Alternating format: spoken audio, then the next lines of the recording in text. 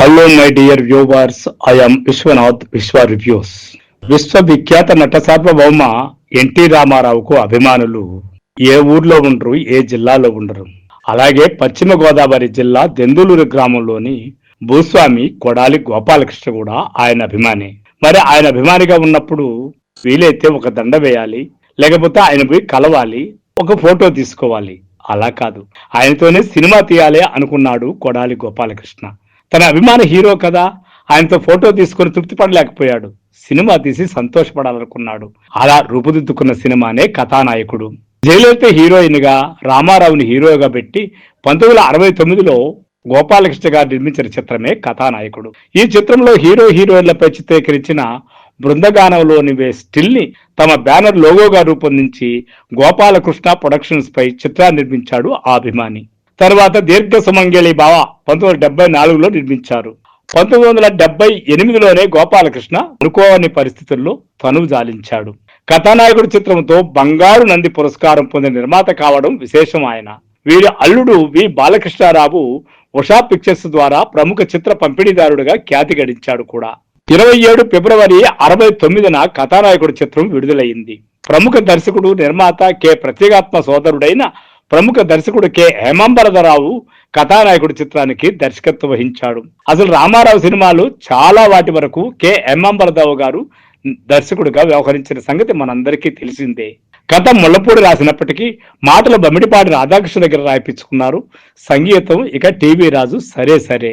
దర్శకత్వం హేమాంబరధరావు నిర్మించిన ఈ సినిమాకు నిర్మాత కె గోపాలకృష్ణ అని మనం ముందే చెప్పుకున్నాం.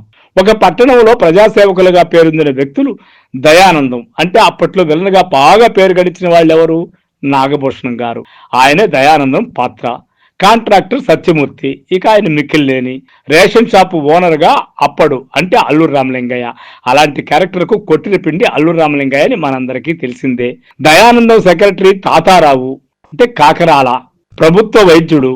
న్యాయం, ధర్మం, నీతి, నిజాయితీలకు తిలోదకాలిస్తూ ఉంటారు. తమ అక్రమాలకు అడ్డు తగులుతున్న ధర్మారావును హత్య చేసి గుండె జబ్బని ప్రచారం చేస్తారు. శిలా విగ్రహం ఏర్పాటు కోసం చందాలు వసూలు చేసి పంచుకుంటారు. దయానందం పెద్ద గుమస్తా శ్రీనివాసరావు, ధూళిపాల. ఇంకా శకుని పాత్రలకు పేరు ప్రఖ్యాతులు వహించిన ఆయన కూడా అలాంటి పాత్రని అదే విధంగా రక్తిగట్టించాడు. అతని భార్య టిజి కమలాదేవి, కూతురు శారద, ఒక కొడుకు భరత్, అతని తమ్ముడు సారథి. అతనే ఎన్టీ రామారావు పాత్ర. చిన్న ఉద్యోగం చేస్తూ నిజాయితీగా ఉంటూ దయానందం అక్రమాలకు అడ్డు తగులుతూ ఉంటాడు మన ఎన్టీ రామారావు పాత్రధారి సారథి. అందుచేత వారు అతని ఉద్యోగం ఓడగొడతారు. అన్న చేత ఇంటి నుంచి గెట్టి వేయిస్తారు. పార్కులో పరిచయమైన పండ్లు అమ్ముకునే యువతి జయ అంటే జయలలిత గారు, ఆమె అన్న నాగులు ప్రభాకర్ రెడ్డి, గూడెం ప్రజల ఆదరణతో వారి వద్ద పాకలో నివసిస్తుంటాడు సారథి. అదే మన హీరో రామారావు గారు. వాళ్ళ సాయంతో ఆ పట్టణానికి చైర్మన్ గా ఎన్నికవుతాడు.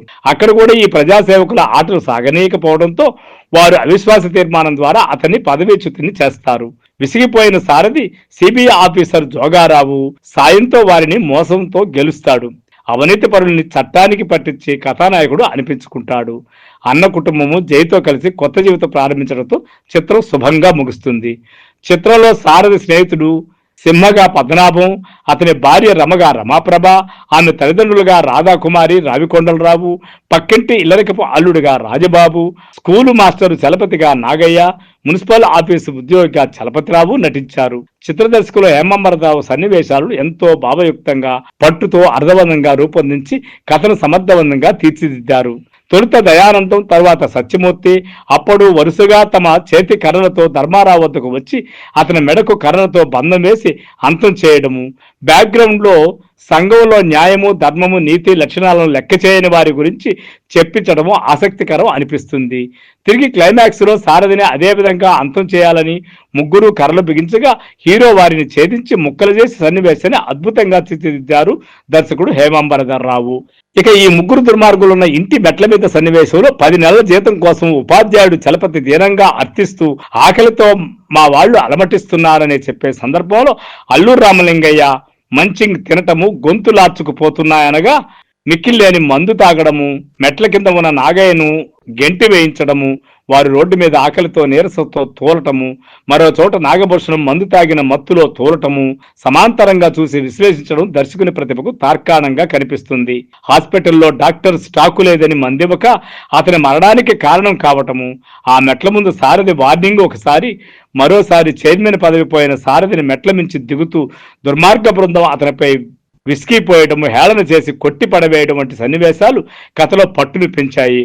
మార్పు స్వభావం తెలిసిన శ్రీనివాసరావు జనతా స్కీమ్ కింద పేదవారి వద్ద వసూలు చేసిన సొమ్మును అతన్ని బంధించి ఈ దుష్టులు హింసించడము, క్లైమాక్స్ లో డబ్బు కోసం తవ్వకంలో మిక్కిలినేని అల్లురామలింగయ్యకు పాము గబ్బిలాలు తేళ్లు రావటము, అక్కడ దుష్టులతో హీరో పోరాటము ఎంతో ఉత్సుకత సాహసం ఉట్టిపడేలా చిత్రీకరించారు. నీతి నిజాయితీ లక్షణాలు సామాన్యుల్లోనూ ఉంటాయని జయపాత్ర ద్వారా చెబితే, తాగుబోతూ నాగులు కూడా చెల్లెలి కోసం మారటం ద్వారా మరింత బలంగా చూపించడం ఎన్నదగిన అంశము. లోగడ పెద్ద మనుషులు, దేశద్రోహులు వంటి పలు చిత్రాల్లోని అంశాలకు మరింత రంజుగా కథను సమకూర్చుకొని ముళ్లపూడి వారు దానికి తగ్గ నిత్య సత్యాల్లాంటి సంభాషణల్ని విలన్లు సారథితో మాలాంటి వాళ్ళు ఈ దేశంలో లక్షల మంది ఉన్నారు, ఉంటారు, నీలాంటి వాళ్ళను వేళ్ల మీద లెక్క పెట్టచ్చు, మీ వల్ల దేశంలో మనుషుల్లో మార్పు రాదు సమకూర్చి బమిడిపాటి రాధాకృష్ణ దర్శకుల రూపకల్పనకు జోడీగా మహానటుడు ఎన్టీఆర్ సన్నివేశాలకు తగిన సంయమనంతో కూడిన ముచ్చటైన అభినయము, తోటి నటుల సహకారము చిత్రాన్ని విజయపదం నడిపించాయి. చిత్రంలో హీరో హీరోయిన్లపై ఒక్కటైనా యుగళ గీతం కనీసం కలలో కూడా లేకపోవడం గమనార్హం. ఇలా చెప్పుకుంటే ఇదో ప్రయోగమైనటువంటి సినిమాగా, అంత స్టార్డమ్ ఉన్న హీరోకు పాటలు లేకుండా, జయలలిత లాంటి హీరోయిన్ పెట్టి కూడా పాటనే ఊసు లేకుండా తీసిన దర్శకుడు ఎంతైనా అభినందనీయుడు. సో ఫ్రెండ్స్, ఈ కథానాయకుని సినిమా కానీ మీకు నచ్చినట్టయితే యూట్యూబ్లో ఉంది, చూడండి. అదేవిధంగా రామారావు గారు చేసినటువంటి ఎన్నో సినిమాల్లో ఇదొక ఆణిముత్యం. సో ఫ్రెండ్స్, నా కథనం కానీ మీకు నచ్చినట్లయితే మా విశ్వ రివ్యూ ఛానల్ని సబ్స్క్రైబ్ చేయండి, లైక్ చేయండి, షేర్ చేయండి. Thank you. I am Vishwanath.